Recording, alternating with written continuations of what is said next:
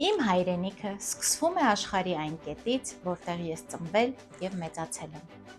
Խոսքս Հայաստանի մայրաքաղաք Երևանի մասին է։ Բարև ձեզ, ձեր հետ Վարդուհի Սարգսյանն է։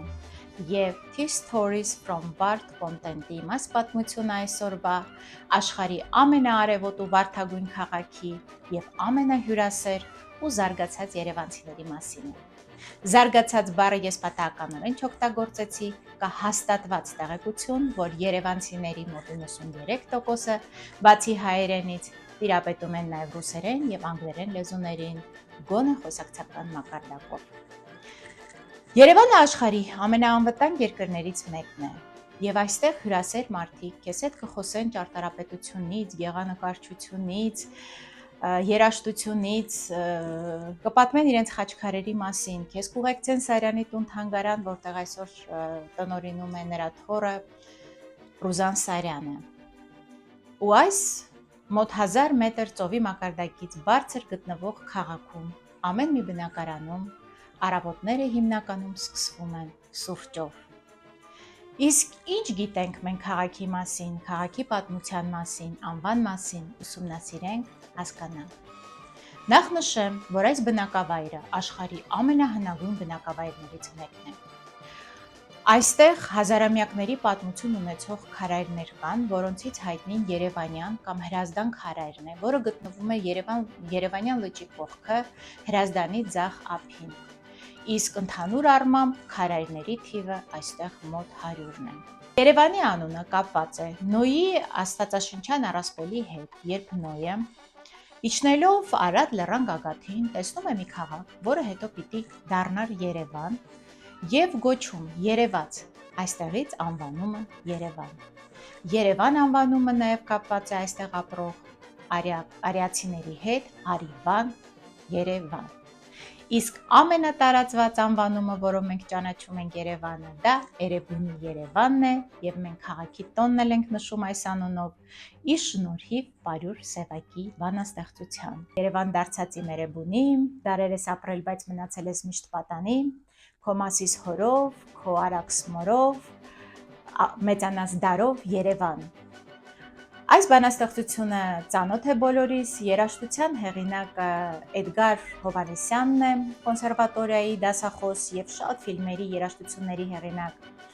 Իսկ Պարյուր Սևակի համար բանաստեղծության հիմք դարձել է գտնված արձանագրությունները, որտեղ որ գրված է, որ մեր թվարկությունից առաջ 782 թվականին Վանի թագավորության արքա Արգիշտի ան հիմնում է մայրաքաղաք եւ այն կոչվում Էրեբունի։ Տարածքը ամայի էր եւ նա մեծ գործեր է կատարում քաղաքաշինության համար եւ Խալդի աստծոզորությամբ կառուցում հզոր քաղաք։ Ու Մենուայի որդին Արգիշտի առաջինը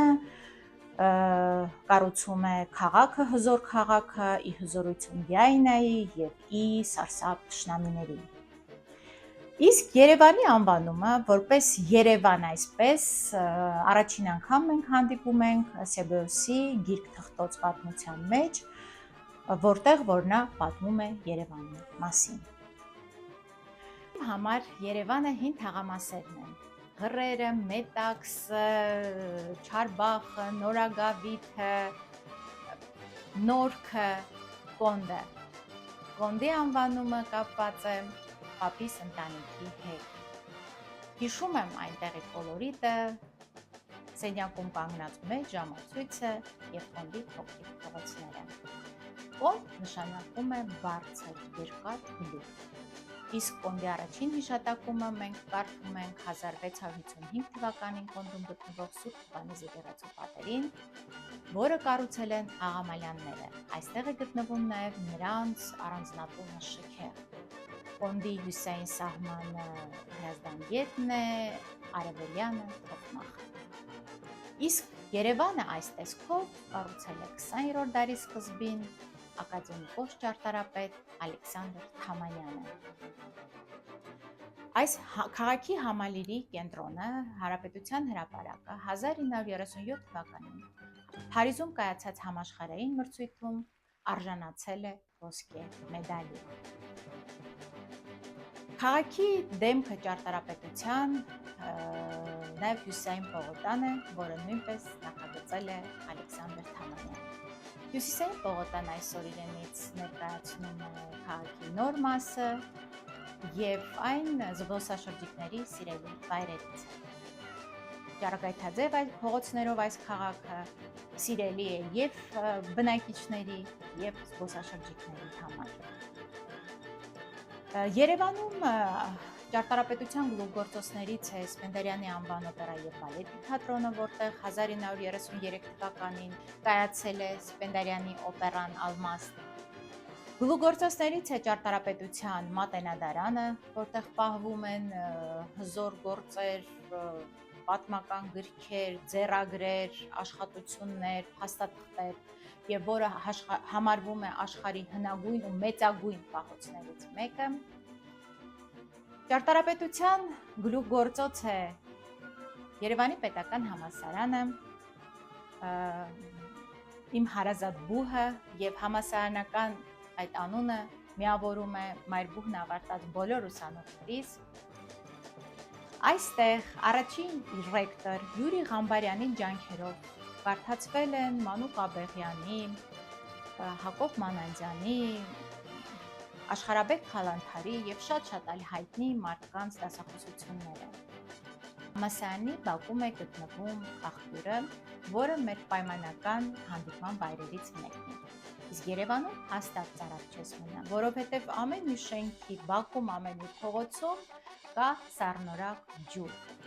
Խոսելով ջրի մասին, ասեմ, որ առաջին ջրանցքը Երևանում կառուցվել է 1936 թվականին,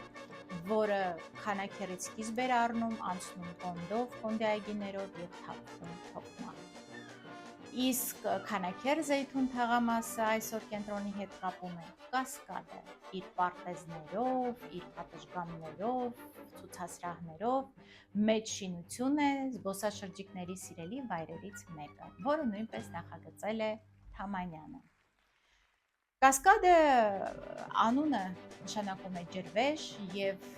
այս ամբողջ շինությունը նախատեսված է կապել քաղաքայի հյուսիսային սահմանը կենտրոնի հետ։ Թամանյանի արձանը 1974 թվականին է տեղադրվել Կասկադում եւ 3 քարերը, որոնց հենված է Թամանյանը, նախանշում են ձախ քարը հին ճարտարապետությունը Երևանի, աչը նոր ճարտարապետությունը, իսկ մեծ քարը, որին հենված է հենց ինքը Թամանյանը, այդ կամուրջն է նոր ու հին ճարտարապետությունների միջև։ 1981 թվականից Երևանում գործում է մետրոպոլիտենը 10 կանգառով, իսկ երևանցիները կատակում են, որ մեր մետրոն կապում է կենտրոնի հետ։ 1983 թվականից Երևանում գործում է համալիրը, որը վերանվանվել է Կարեն Դեմիրճյանի անվան մարզահամերգային համալիր եւ որը նույնպես ճարտարապետության հզոր գլուխգործոց է։ Թամանյանը խոսքեր ունի, որ ճարտարապետությունը իր համար սիմֆոնիա է, քարե սիմֆոնիա, եւ սա պատահական չէ, որտեղ ամբողջ քաղաքը նրա կողմից նախագծված մի ամբողջ օրգանական քաղաք է, օրգանական շինություն է։ Իսկ Չարենցը Թամանյանի մասին ասում է. նա տեսավ արևային մի քաղաք, ինչպես մարմարի կապույտ փողին նկարած արևային ժամացույց քարտեզ նահա քաղաքի։ Այսպիսին է իմ քաղաքը, այսօր էլ այն համալրվում է նոր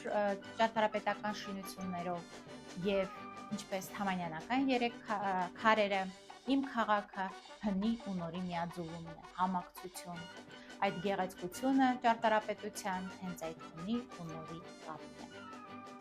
Երևանի տարբեր տեղերից երևում է Մայր Հայաստանի արձանը 51 մետր բարձրությամբ, նրա պատվանդանը, որ արտաքինից թվում է, թե լոկալ քառակուսի շինություն է, ներսից կառուցված եռահար, սև տուֆով եկեղեցի է, իր խոյակներով, իր գեղեցիկ գմբեթներով եւ պողպատե միաձույլ դռնով։ Այս ամենը Երևանի դեմքն է, ու երբ բարձրանում ենք պատվանդան, նրա 4 բաց պատշգամբներից կարող ենք տեսնել Երևանը իր ամբողջ գեղեցկությամբ։ Սիրենք մեր քաղաքը, փայփայենք, ու թող նա միշտ ուրախ լինի եւ մեզ համար հարազատ։ Ձեր հետ Բարգի Սարգսյանն էր Stories content-ով։ Հետևեք իմ էջերին, նայեք ներքևում հողումները, բաժանորդագրվեք, շնորհակալ։